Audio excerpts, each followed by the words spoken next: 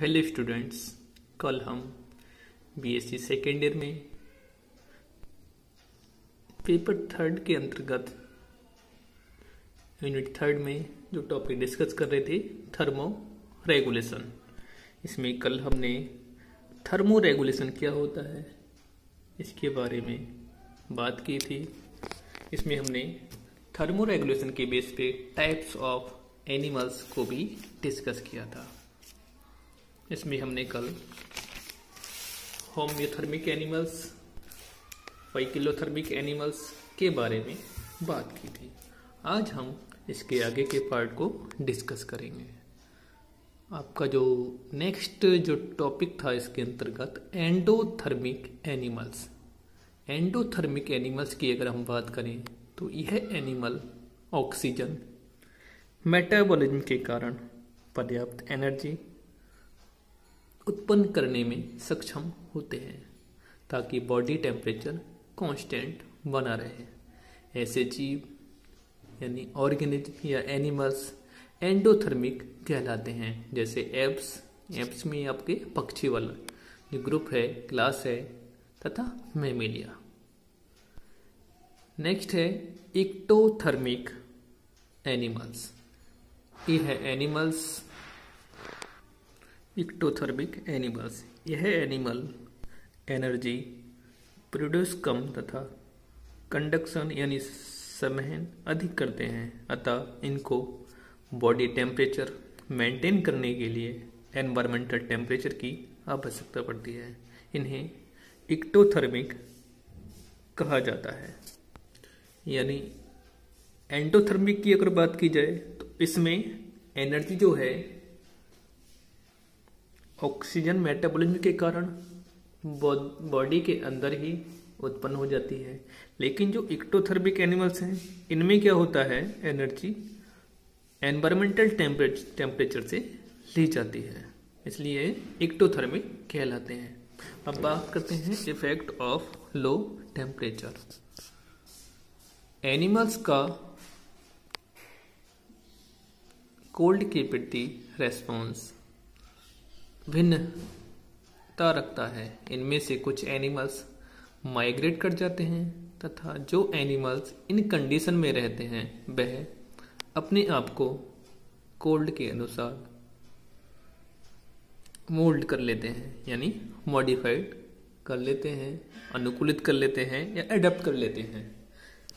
यानी जब टेम्परेचर कम होगा तो वह एनिमल्स या तो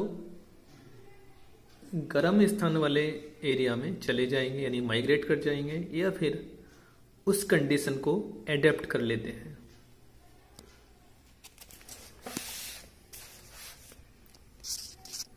ये है विपरीत प्रकार से प्रभावित होते हैं। लो टेम्परेचर मेटाबॉलिक रिएक्शन को कम कर देता है। इसके अलावा यह एक्स्ट्रा सेल्युलर फ्लूइड में आइस जमा देता है, जिसमें वाटर सेल्स से ऑस्मोसिस द्वारा बाहर आ जाता है और सेल्स में साल्ट की कंसंट्रेशन हाई हो जाती है। जो ऑस्मोसिस की प्रोसेस है उसमें क्या जो हमारे बॉडी के अंदर सेल्स होती हैं उससे वाटर जो है आइस वाले रीजन की तरफ ऑस्मोसिस की प्रोसेस के द्वारा आ जाता है। इससे क्या होगा, जो सेल है यानी कोशिका है उसके अंदर साल्ट का जो लेवल होगा वो बढ़ जाएगा, जिसकी वजह से सेल मृत हो जाती है यानी डेड हो जाती है और एनिमल की मृत्यु का कारण बन जाती है।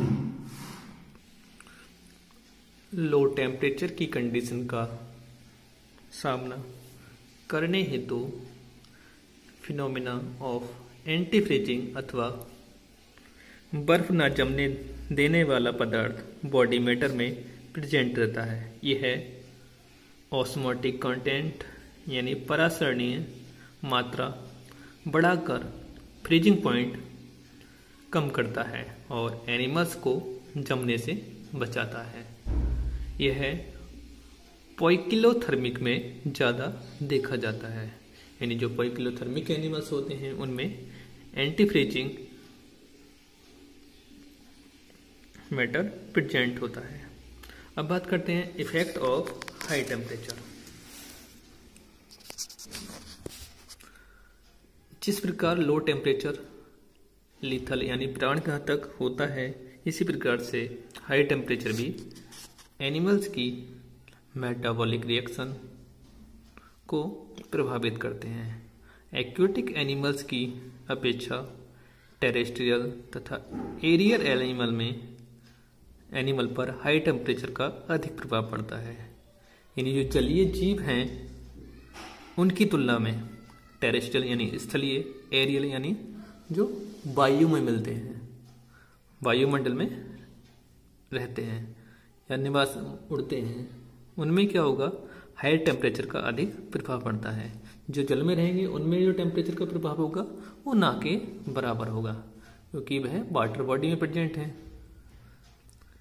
एक निश्चित टेम्परेचर के बाद यदि टेम्परेचर बढ़ता है तो बॉडी की मेटाबॉलिक क्रियाएं रुक जाती हैं, यानी जो मेटाबॉलिक रिएक्शंस हैं वो रुक जाएंगी और अंत में एनिमल की डेथ हो जाती है।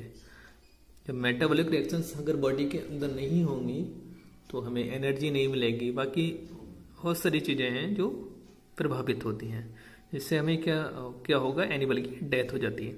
जीवों की यानी एनिमल्स की फॉर्मेशन करने वाला साइटोप्लाज्म तथा जिसमें प्रोटीन तथा एंजाइम्स होते हैं वह कोगुलेट हो जाता है। कोगुलेट का मतलब है वो गाढ़ा हो जाता है, कंसंट्रेट हो जाता है तथा हाई टेम्परेचर पर नष्ट हो जाते हैं और बॉडी की क्रियाएं प्रभावित होती हैं और लास्ट में ऑर्गेनिज्म की डेथ हो जाती है। यानी जो भी एनिमल होगा उसका अगर साइटोप्लाज्म कोगुलेट हो जाएगा तो उसकी डेथ संभव है।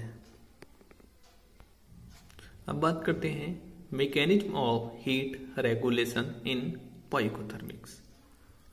पाइकोथर्मिक्स एनिमल्स का बॉडी टेम्परेचर एनवायरमेंटल टेम्परेचर के अकॉर्डिंग चेंज होता रहता है। यानी जो एनवायरमेंटल का टेम्परेचर है उनके अनुसार ये परिवर्तित होता रहेगा और इसे कंट्रोल नहीं रख पाते हैं, क्योंकि यह एनिमल टेम्परेचर रेगुलेट करने के लिए कोई विशेष मैकेनिज्म नहीं रखते हैं। इन एनिमल्स में टेम्परेचर का रेगुलेशन काफ़ी लो टेम्परेचर पर देखा गया है, जो कि बिहेवियरल तथा मेटाबॉलिक रिएक्शन के फलस्वरूप होता है। जैसे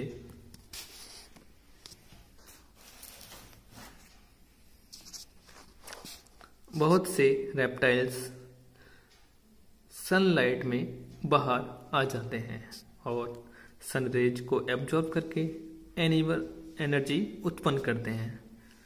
इससे उनकी बॉडी का टेम्परेचर लगभग 20 डिग्री सेल्सियस तक बढ़ जाता है। कुछ इंसेक्ट जैसे honey bee fluttering of wings यानी अपने पंखों को फड़फड़ाती है, उड़ने के लिए मसल्स का टेम्परेचर बढ़ाते हैं ताकि उड़ सकें। यह 10 से 12 डिग्री सेल्सियस टेम्परेचर बढ़ा देते हैं तथा फोलाइट्स यानी सोशल इंसेक्ट गर्मियों में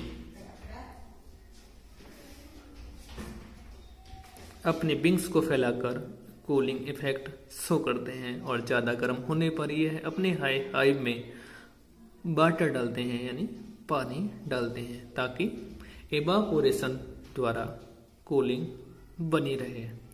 उपरोक्त एग्जाम्पल से स्पष्ट हो जाता है कि पाइकोथर्मिक एनिमल थर्मोरेगुलेशन मैकेनिज्म की अब्सेंस में भी हॉट एंड कोल्ड कंडीशन के अनुरूप ढालने के लिए निम्न मेथड्स अपनाते हैं। यानी कौन कौन से मेथड अपनाते हैं उनकी हम बात करेंगे। एक है thermo regulation in homeotherms. Thermo regulation की बात की जाए होम्योथर्म्स में तो होम्योथर्मिक एनिमल्स अपनी बॉडी टेम्परेचर कांस्टेंट बनाए रहते हैं। यह एनिमल एनवायरमेंटल टेम्परेचर के अनुरूप अपने आप को अनुकूलित कर लेते हैं।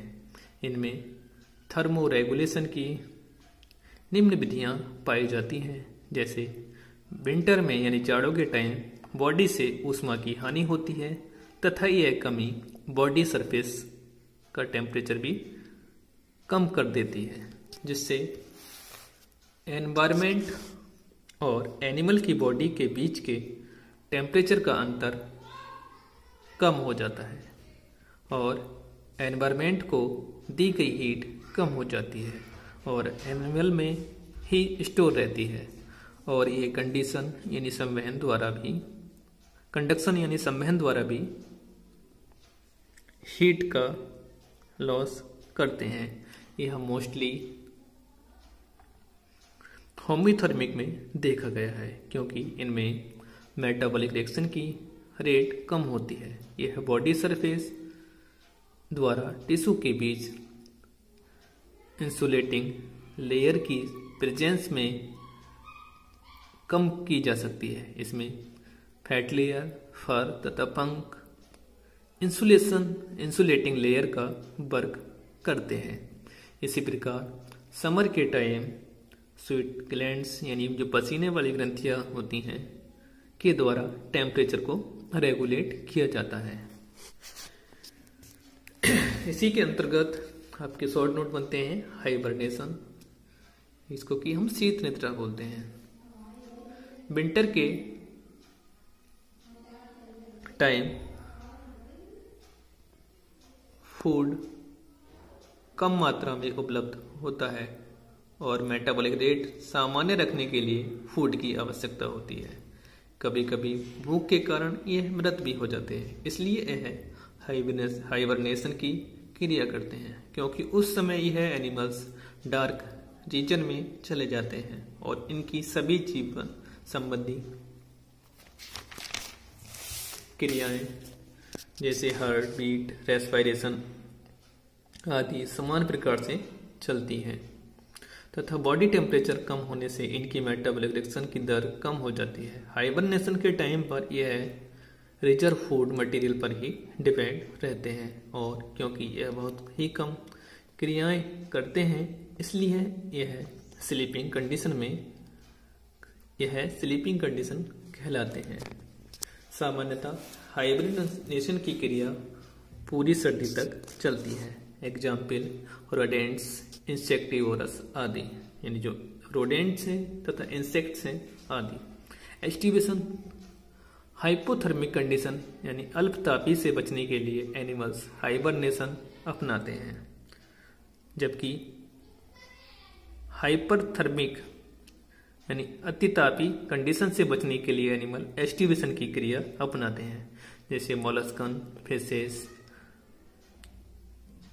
एम्फीबियंस आदि। फिशेज जब वाटर सूख जाता है तब कोकून्स की फॉर्मेशन करते हैं और अपने आप को हाइपोथर्मिक कंडीशन में से बचाते हैं। तो आज हमने BSc सेकेंड ईयर में आपका जो टॉपिक थर्मो रेगुलेशन था उसको डिस्कस किया।